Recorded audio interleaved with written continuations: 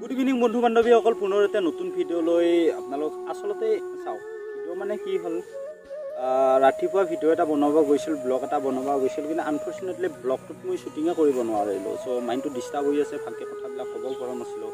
মানে কি হ'ল, এটা ইনচিডেণ্ট হৈ গৈছিলে ছত্তীশগড়ৰ বিজাপুৰ আৰু সুকমা ডিষ্ট্ৰিক্টৰ বৰ্ডাৰৰ মাজত। একদম ছত্তীশগড় মেপখন যদি আপোনালোকে চাই, একদম তলৰ পিনে আছে বিজাপুৰ আৰু সুকমা ডিষ্ট্ৰিক্টটো, আৰু তাতে মাজৰ যিটো বৰ্ডাৰ আছে, চ' বৰ্ডাৰৰ পৰা প্ৰায় 15 কিলোমিটাৰমান হ'ব ট্ৰেকেলগাম নামৰ এখন গাঁও আছে, তাত এটা এৰিয়া আছে। চ' তাত ফৰেষ্ট আছে। চ' তাতে ঘটনাটো সংঘটিত হৈ গ'ল।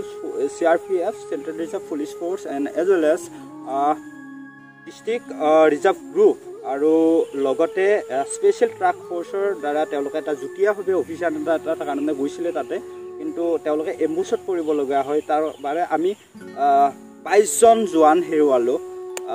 খুব দুখৰ এটা মুহূৰ্ত, আৰু এজন বৰ্তমানলৈকে এজ অফ নাও মিচিং হৈ আছে, আৰু লগতে 30জন আহত হৈছে। এইটো খুব এটা দুখ লগা মুহূৰ্ত ভাৰতবাসীৰ কাৰণে। গৃহমন্ত্ৰী অমিত শ্বাহ আহিছিল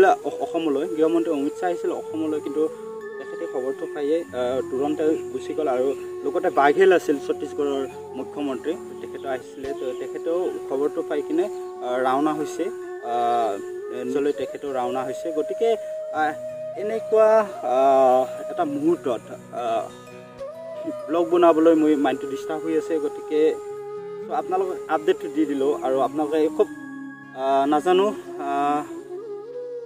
এটা প্ৰপাৰ একশ্যন হোৱা উচিত বুলি মই ভাবোঁ, কাৰণ তেওঁলোক আমাৰ শ্বহীদ। তেওঁলোক ভাৰত মাতাৰ কাৰণে, দেশ ৰক্ষাৰ কাৰণে তেওঁলোক আজি শ্বহীদ হ'বলগীয়া হ'ল। খুব এটা আৱেগিক এটা মুহূৰ্ত।